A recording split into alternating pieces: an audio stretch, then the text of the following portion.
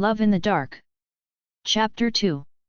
Macao and Jurino stared speechlessly at Edinan as he walked into the hall from outside, a girl tightly wrapped around his chest.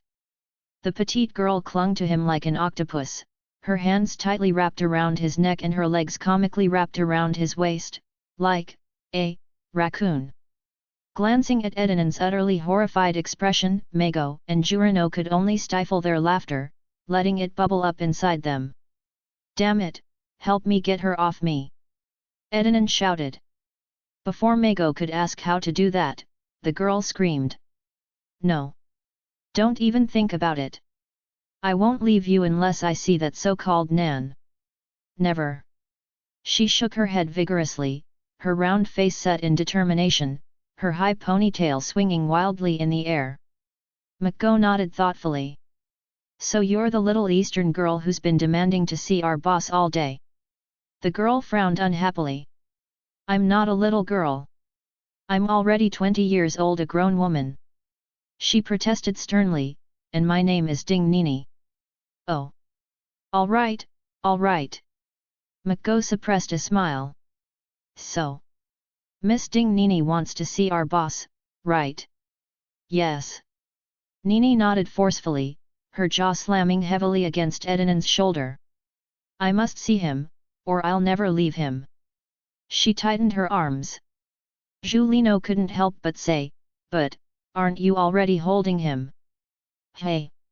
Nini was slightly startled and loosened her arms, leaning back to examine the dark face closely. "Are you that guy named Nan?" Ednan clenched his teeth, his face tense, but said nothing. Jurino hurriedly interjected, "That's right, he's our leader, Ednan." Nini furrowed her brows, tilted her head, and studied him for a moment before shaking her head. "No, you're lying to me. He's not that Nan guy." With that, she clung tightly to Ednan's neck again. Macao could almost hear Yudi Nan grinding his teeth. He suppressed a laugh and said, "We really aren't lying to you. He really is, that guy named Nan." Julino chuckled and quickly retracted his hand. Nini shook her head vigorously at Yudi Nan's neck. "No, he's not that guy named Nan. You're lying to me. I'm not falling for it." Macao swore he saw smoke rising from Edinan's jet-black hair. "It's true. We really didn't lie to you." He repeatedly stated the facts. "I don't understand.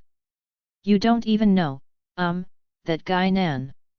Why would you think we're lying to you?" Nini turned her head and glared at him. "Even if you haven't eaten pork, you've seen pigs walk, right? Although I've never seen that so-called Nan, I've heard about him. People in the West District say he's terrifying and scary. Even the other 3 major families tremble when they see him. Just use your common sense to figure out that he must look terrible, maybe even an old monster, and she squeezed her neck between her arms. "He's more handsome than my idol Mel Gibson, except he doesn't have blonde hair and blue eyes. Only a fool would believe he's that terrifying old monster." Now even Edinan himself didn't know what to do. He couldn't very well scratch his own face to prove he was Edinan, could he? Nini thought she had cleverly exposed their lies. She smirked triumphantly, "Got nothing to say now? Humph, anyway, I'm going to see the real Edinan no matter what, or I'll cling to him for the rest of my life." She gave a sinister smile. "Eat on him, pee on him, and, ha, poop on him too." Yi Dinan suddenly raised his eyebrows. He raised his hand to stop Ma Gao, who was about to call someone to prove his identity. "You really won't leave me?" "Absolutely not," Nini said firmly. Fortunately, she had already told her parents that there was a high chance she would stay at a hotel in the Southern District for the night. Everyone knew that the Southern District of Philadelphia was the safest area in all of Philadelphia, no, all of Pennsylvania, no, all of the United States, so her parents were naturally at ease. Therefore, she could confidently engage in a long-term standoff with him. "Very well," Edinan replied coldly, then turned and walked into the inner room. Macao and Jurano stared blankly at the suddenly departing Edinan.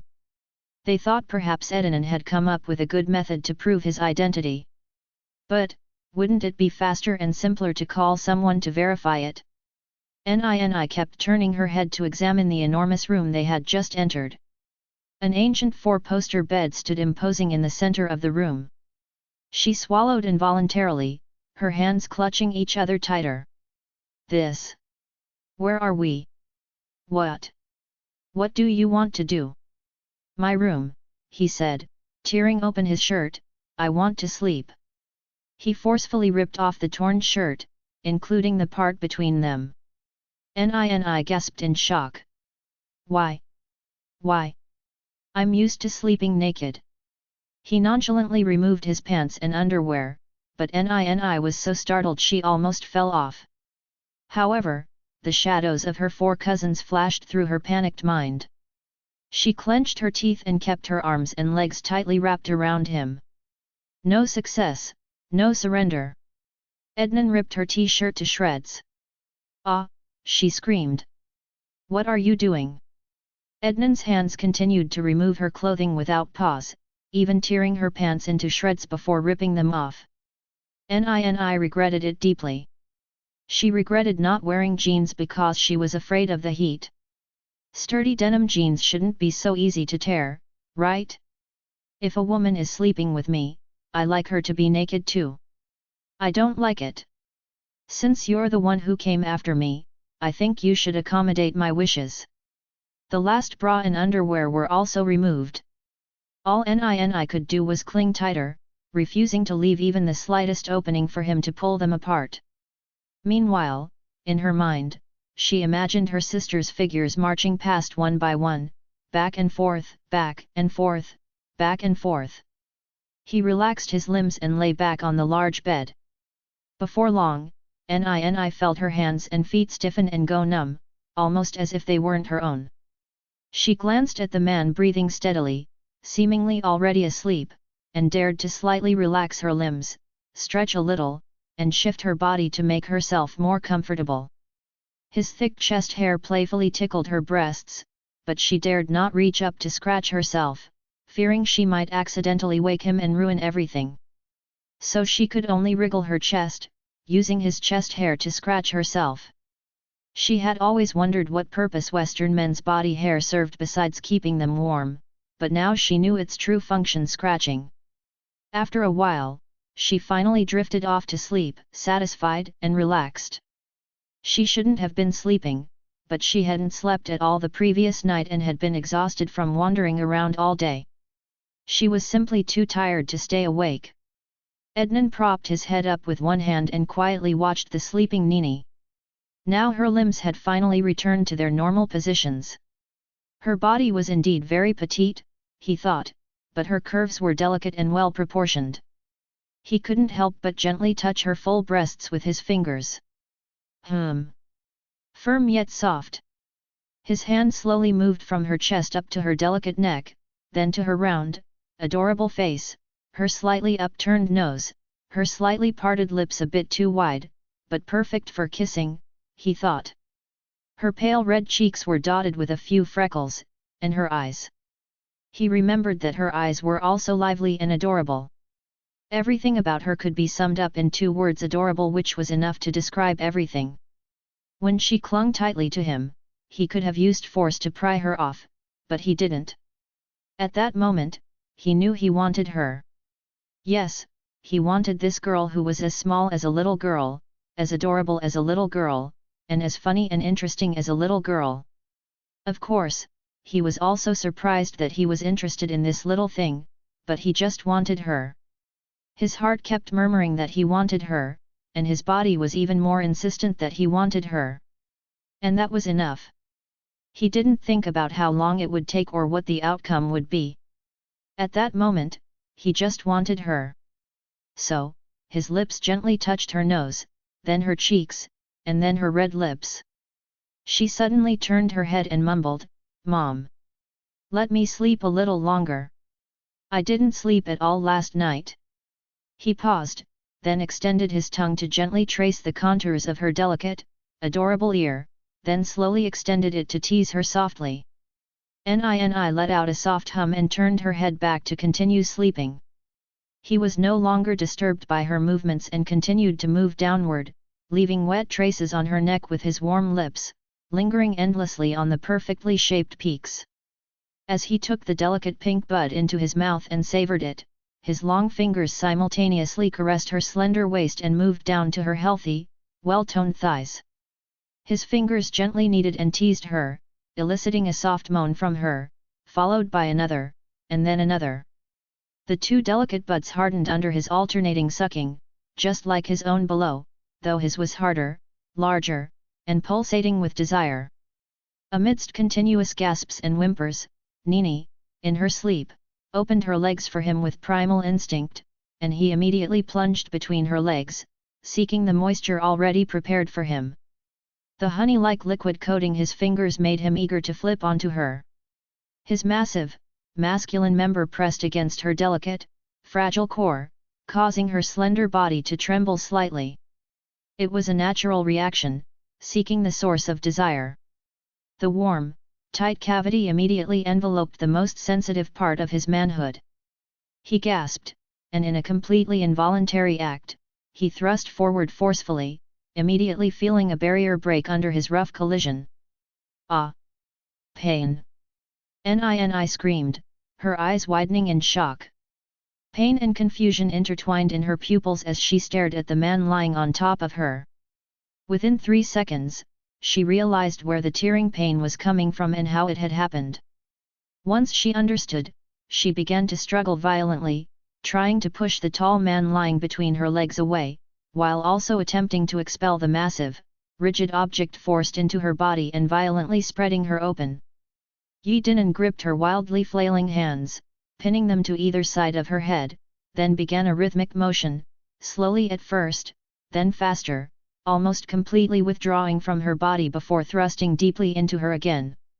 His arms pressed heavily on her wrists, locking them tightly like iron shackles. No matter how her body struggled and writhed, she could not escape his relentless, fiery desire penetrating her body.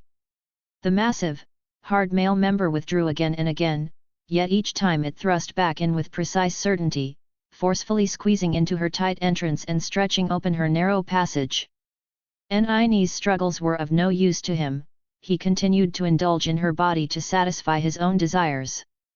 His face was stiff and tense, his entire consciousness focused on the source of endless pleasure between his legs, feeling the warmth, moisture, tightness, and pressure, which triggered an increasingly intense, unbearable tingling sensation at the base of his spine. Thus, his waist moved like a motor powered by ample electricity, swinging faster and faster, deeper and more forcefully. Realizing her situation, Nini stopped struggling in vain, but she didn't cry either.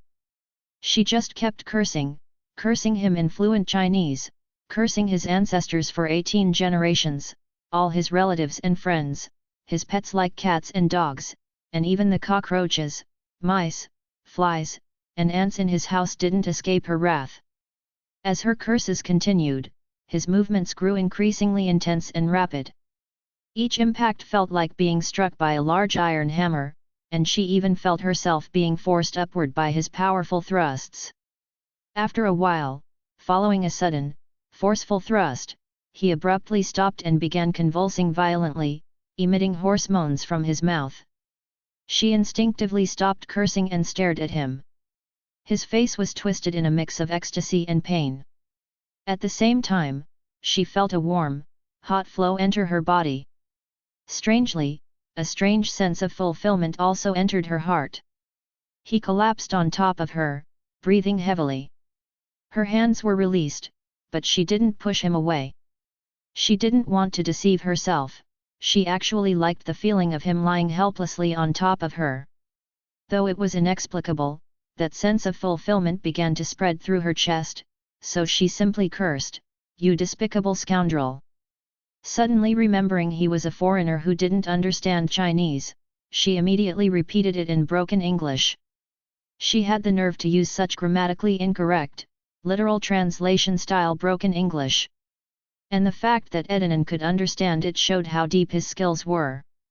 After catching his breath for a while, he continued to mumble indistinctly into her neck, "You want to save your sisters, don't you?" She squeezed his sturdy shoulders hard. "What does that have to do with you raping me?" "Since you've heard a lot about the South District's Cosa Nostra," he said lazily, "then you should know I wouldn't provoke other gangs without reason. I must uphold my principles to maintain peace and tranquility in the South District. Without a valid reason, I wouldn't visit other gangs. Making you my woman is the fastest way. You should know that the longer time passes, the more suffering they endure." Nini stared in disbelief. You're really..." He slowly raised his head. "That terrifying old monster, Edinin," he replied casually. She gaped in astonishment.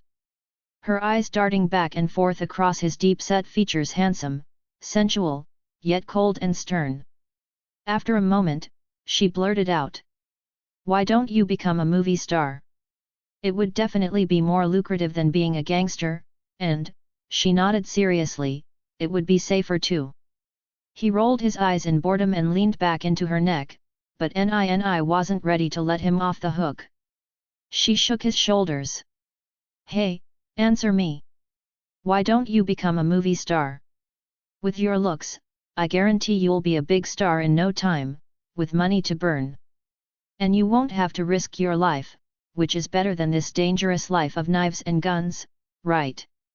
"Boring," was his reply. Nini's eyes widened. "You're the one who's boring. You're only happy when you're wielding knives and guns, aren't you?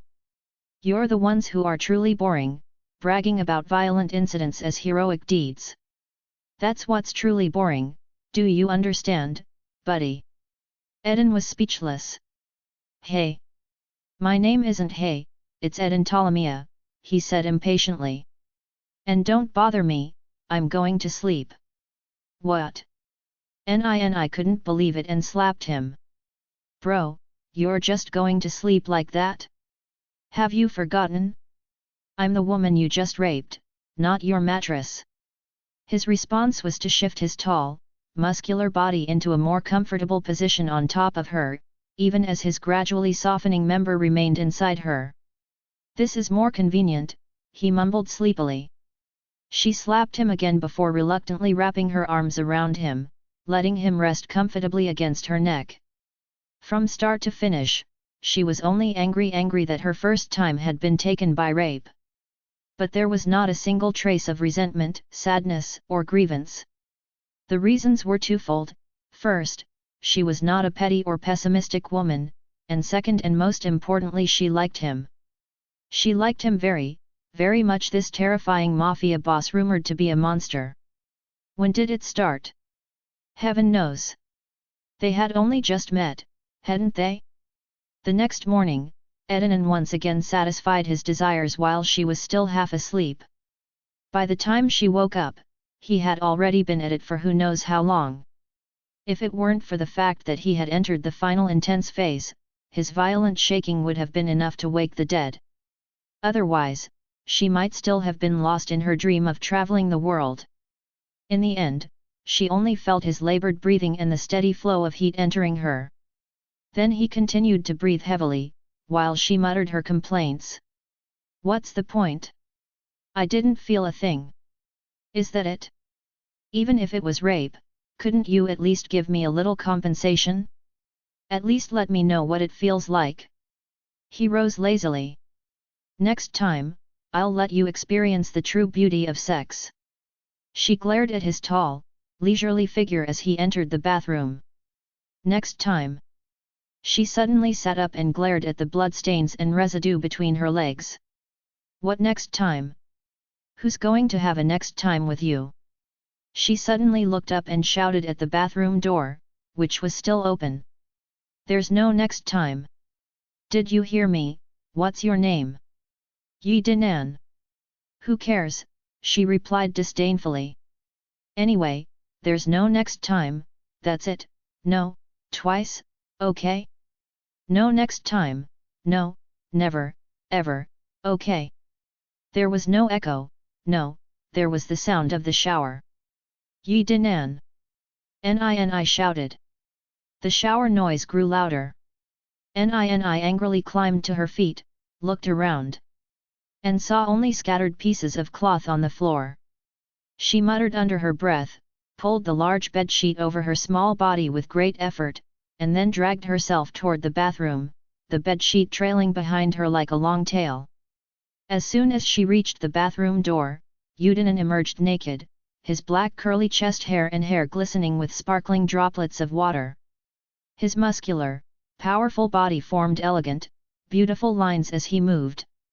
The petite Nini happened to be looking straight at the pendant on his chest, a leather carving with a leopard pattern. "Don't rush in yet. I'm filling the tub for you. You should soak in some hot water later to alleviate your pain and discomfort," he said, walking toward the changing room. Nini glared at him in displeasure. Even though he was naked, he still exuded the aura and charm of a king. Even when he entered with his head hung low like a little emperor, after taking a bath, he now walked with his head held high in a sense of superiority. "Damn it, this world is definitely unfair," she concluded. She followed him into the changing room. "Hey! I said there won't be a next time. Did you hear me?" After putting on his underwear, he selected an ivory white silk shirt and put it on without even glancing at her. "Don't you want to save your sister?" Nini widened her eyes. "What do you mean?" She realized that if she kept staring like that, her eyes might pop out. "You've already slept with me. Isn't that enough?" "Of course not," he said, picking out a pair of crisp trousers to put on. "As long as I still want you, you have to stay by my side obediently until I get tired of you, then you can leave." "Bullshit," she blurted out angrily. "Shit! Bastard! You're dreaming." He merely glanced at her before beginning to button his shirt. "Then you'll have to figure out how to save your sisters on your own." Her eyes darted quickly, then she suddenly lunged forward, snatching the leather-carved pendant necklace from his open chest. As he stared in shock, she hid the necklace behind her back and backed several steps to the wall. "Fine, I'll save them myself, but to compensate for the loss of my virginity, wouldn't it be fair for you to give me a necklace?" It was an ancient leather-carved pendant featuring a flying leopard, its fur patterns still vivid and vibrant. She had noticed that Udinen never removed it, not even when showering, indicating it was a personal item symbolizing his status. Ednan stared at her intently for a long time, then slowly approached her. She swallowed nervously and shrunk back. "You're not that stingy, are you? You can't even spare a necklace." He stood before her, extending his long right hand to her chest. "Give it to me." Her hands clenched the leather carving behind her back. Nini shook her head. "No, I only want this necklace. After that, I promise I won't bother you anymore." Udinen's expression suddenly turned cold, his eyes flashing with icy intensity. "Give it to me," he barked, his voice harsh and ruthless. Nini's body trembled. She pouted, resisting as much as she could, but eventually couldn't withstand the intense, brutal, icy aura emanating from him. Unable to control herself, she trembled as she placed the necklace in his hand. He slowly picked it up, carefully tying the broken black cord into a secure knot, then, to her surprise, slipped it around her neck. "I'll give it to you. But you must swear that you will never let it leave your body," he said calmly. Overjoyed, Nini nodded her head vigorously, like a woodpecker drilling a hole. "I swear. I swear. I swear I will never let it leave my body, or else my whole family will die." Udinen nodded in satisfaction. Nini also smiled contentedly. Now, whether he was there or not didn't matter. When Nini excitedly rushed into the hotel room, the 4 couples and 2 boys were deeply troubled by the security guard and Sabin Li's exorbitant demands. "How about you? How's the situation over there?" Nini jumped to her mother's side, sat down, and affectionately wrapped her arms around her mother's arm. Xia Yujin shook her head and sighed. "We can afford to pay their demands, but we'll probably have to sell everything we own. A series of sighs followed her words. Forget it, we'll figure something out ourselves. Ni said confidently. What can we do? Xia Yulian asked tearfully. What can we possibly come up with? Besides reporting it to the police. But the more I've heard these past few days, the more I dare not report it. They have informants within the police station. As soon as we report it, Ye Fang and the others will be doomed. There are plenty of examples of that. Who said we're going to call the police? Ni retorted. Just watch me. She patted her chest and stood up. You stay here. I'm going to go bring them back now. Xia Yujin hurriedly grabbed her arm. What are you doing? You've been gone all night. Where do you think you're going now to cause trouble? Mom. Ni sighed. I tried to figure something out last night. Now I have a plan, so I'm going to the Rockefeller family to demand their leader, Yako, return my cousins. Everyone gasped. You're crazy. Do you want to walk into a trap? Relax. Relax, would I dare say I'm going to bring them back if I wasn't sure? No way. Ding Wenlin firmly opposed. You absolutely cannot go. Ni sighed. Dad. Don't you want to save them? Of course I do. Ding Wenlin said. You can tell us the method, and we'll go save them. Ni rolled her eyes. No, I have to go personally. Xia Yujin looked at her suspiciously. What's the plan? Don't worry. I have a plan. If I tell you, it won't work. Ni raised her chin confidently. Anyway, I guarantee I can safely bring them all back. Ding Wenlin and Xia Yujin exchanged glances, frowned, and after thinking for a moment, said, all right. Let's all go together. Ni stared in disbelief as everyone stood up and prepared to follow her. This is bad. She sighed inwardly. She should have rescued the people first and thought about it later. Now, sigh. If she wasn't careful with her words, it wouldn't be easy to explain later. The main headquarters of the Rockefeller family's organization was located in a mansion on the outskirts of Philadelphia's East District, but the boss, Yakano, always stayed at a hotel near the bustling shopping district in the East District.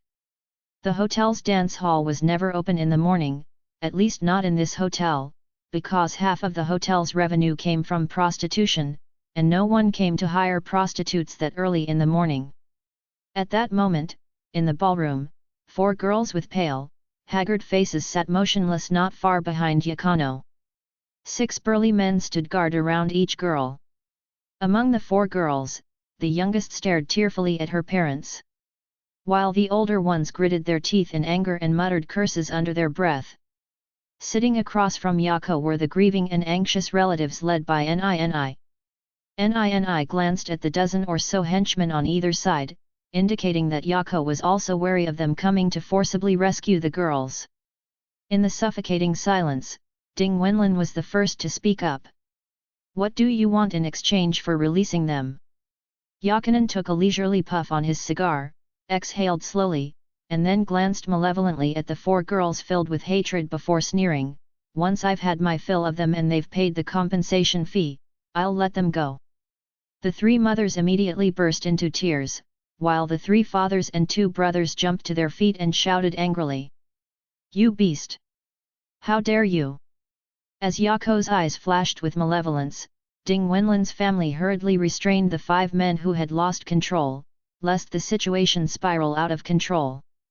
Nini also spoke up in time, you'd better release them immediately, or you'll regret it. Yakan gave her an amused glance. Oh! He took another leisurely puff on his cigar.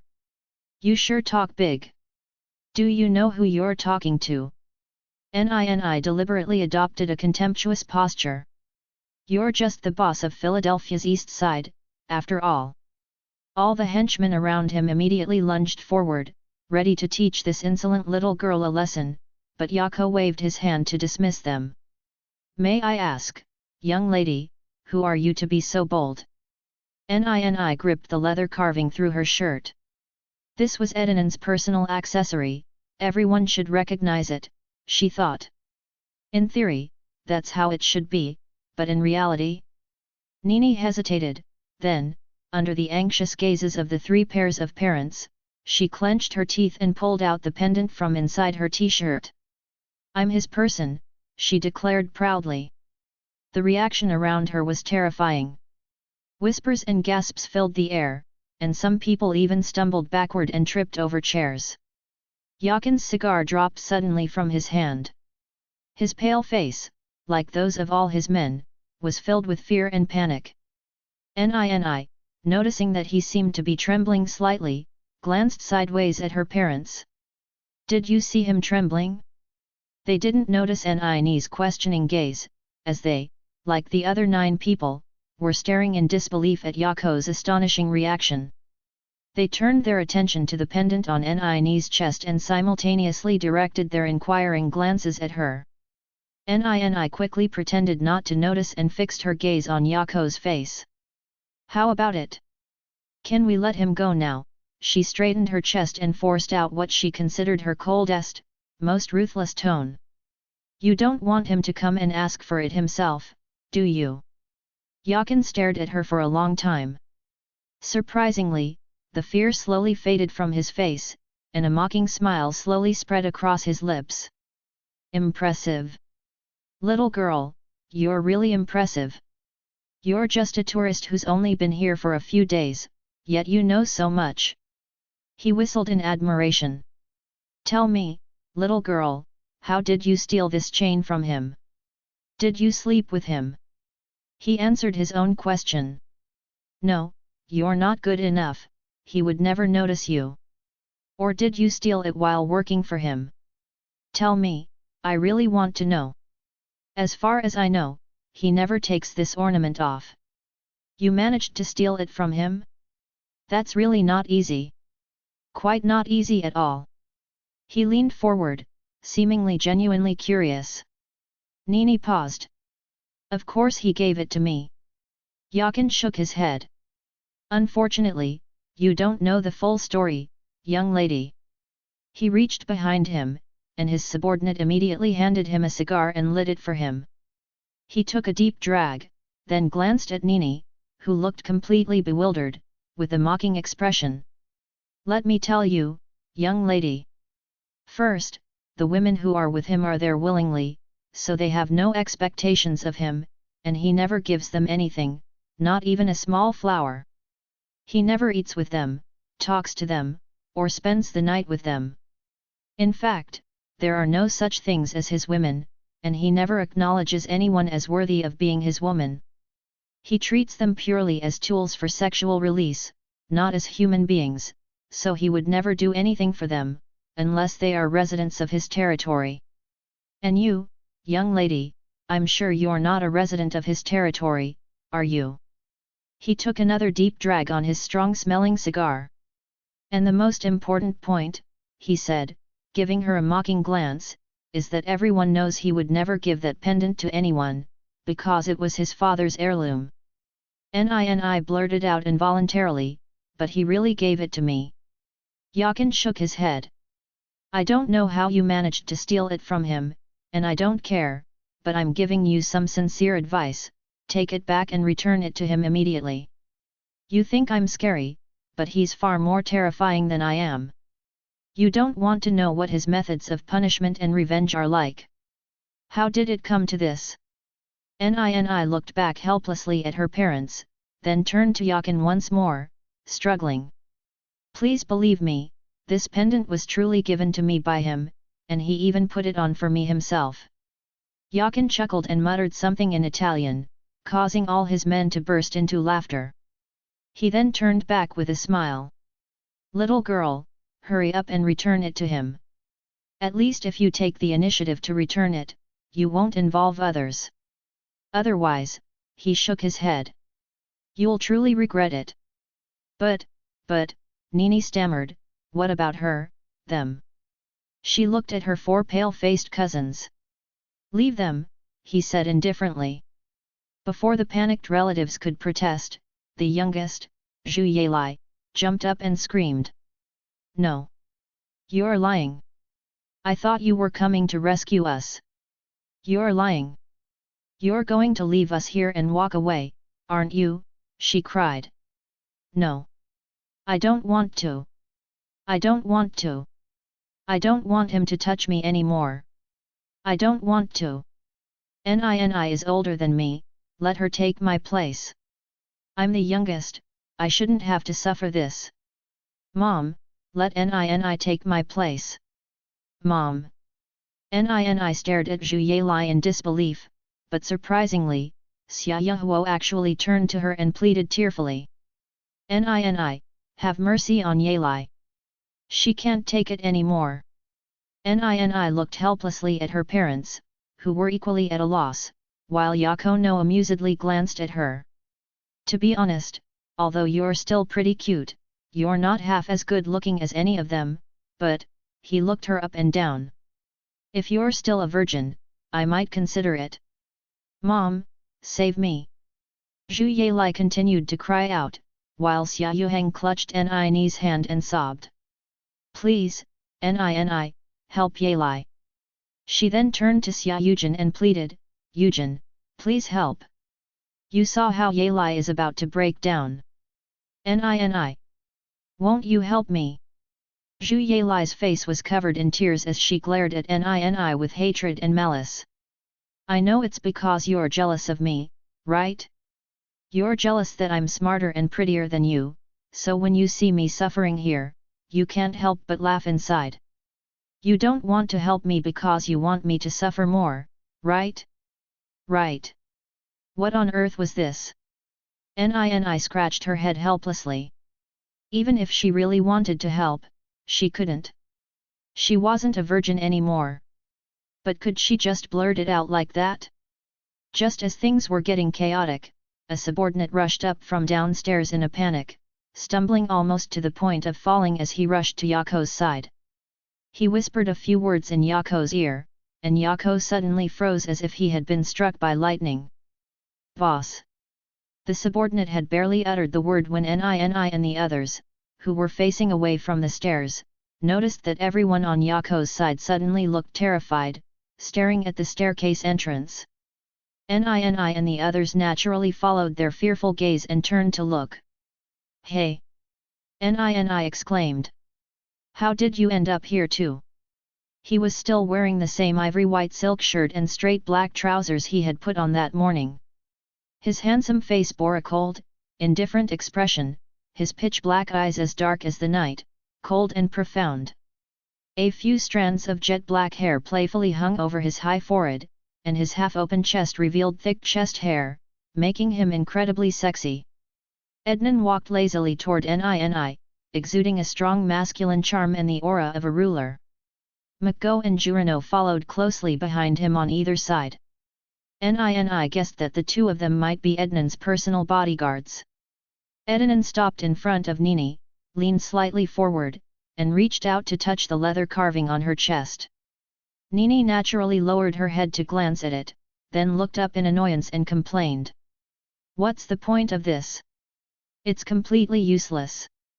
Not only do they not listen to me, they also laugh at me. I don't think you're as formidable as the legends say you are. Ednan's eyes turned cold, but he didn't lose his temper. He simply raised his hand and stroked her pouting cheek. How about it? He asked casually. Nini knew exactly what he was asking. She pouted and glared at him for a moment, but when her eyes inadvertently caught sight of her four sisters, who looked miserable and pitiful, she finally sighed deeply. All right. I agree. If you had agreed earlier, there wouldn't have been so much trouble. Yudinan almost dotingly ruffled her hair. You'd better remember this now, as long as I still want you, you won't be able to escape my grasp. With that, he turned and walked toward Yako. You pig! His additional words caused Nini to lose control and jump up, charging toward him like a wild bull breaking through a gate. Amidst a series of startled cries, just as she was about to collide with him, he suddenly turned around, and Nini crashed into his arms with a thud. He effortlessly picked her up, holding her face to face with him. So impatient, hey! Her face flushed bright red.